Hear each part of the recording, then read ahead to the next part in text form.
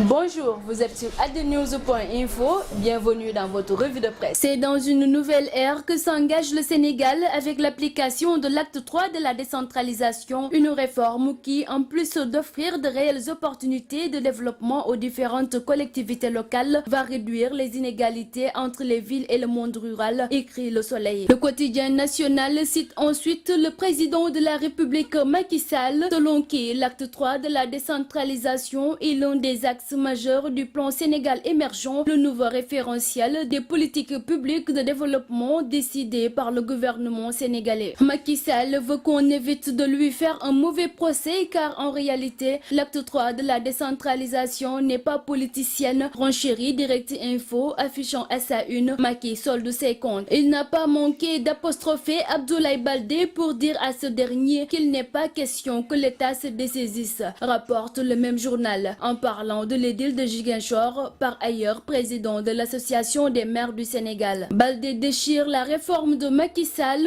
en partant de ce que la mise en œuvre de l'acte 3 de la décentralisation se heurte à des difficultés, notamment au niveau des communes de plein exercice, indique Walfadjri. Selon le journal, le retard de diffusion des textes réglementaires définissant les compétences empêche la mise en œuvre des projets et programmes des nouveaux maires démocratiquement élus au soir du 29 juin dernier, ajoute Walfadjri. Le président de la République ne semble pas être de cet avis et a profité de la concertation nationale avec les exécutifs locaux pour solder ses comptes selon Sud Quotidien et expliciter les grands contours de cette réforme. Il reste que les élus locaux ont fait part de leurs préoccupations concernant la mise en œuvre de la réforme, notamment le retard des fonds de dotation qui est source de blocage des projets de certaines municipalités dont Dakar, la capitale dirigée par Khalifa Ababacar Sall. Recadrant le débat, le président de la République a invité à ne pas lui faire de mauvais procès pour la ville de Dakar avant de préciser que ce qui est en jeu est beaucoup plus important que de telles considérations, poursuit Sud Quotidien. Arrêtez de dire que l'on combat le maire de Dakar, lance-t-il à la une du quotidien L'As. Je voudrais indiquer que l'acte 3 de la décentralisation ne saurait achever avec de prises de position partisanes, a-t-il déclaré à l'endroit de ses interlocuteurs. Le populaire va plus loin et titre Tanor veut que Khalifa Sall et Macky Sall se parlent. Le maire de Dakar et le président de la République doivent se rencontrer et discuter. C'est ça l'intérêt des populations et c'est ça ma conviction, affirme le secrétaire général du Parti socialiste, se refusant d'alimenter une situation conflictuelle. La candidature d'Aminata Touré, partie de la primature après son échec électoral, confirmée selon plusieurs analystes la volonté du parti au pouvoir de prendre le contrôle de la municipalité de la capitale. La tribune nous parle du réaménagement ministériel et titre Le président Sall va balayer les indésirables. Selon le journal, un changement d'attelage gouvernemental est dans l'air du temps. Si le premier ministre Mohamed Abdullah Dionne a été rassuré de son maintien à son poste,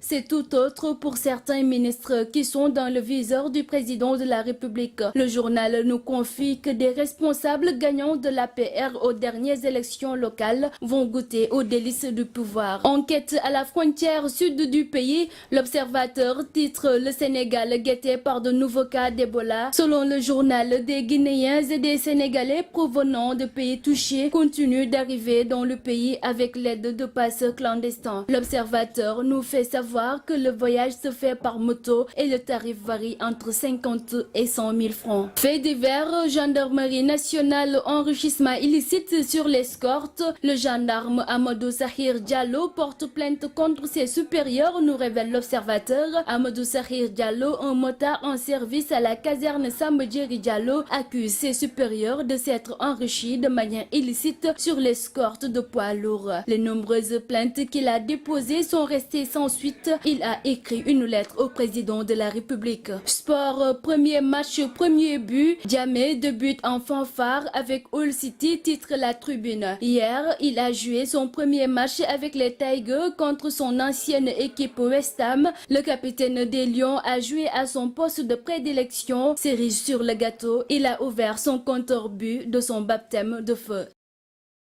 C'est fini pour votre revue de presse du jour sur adenews.info. Merci, à très bientôt.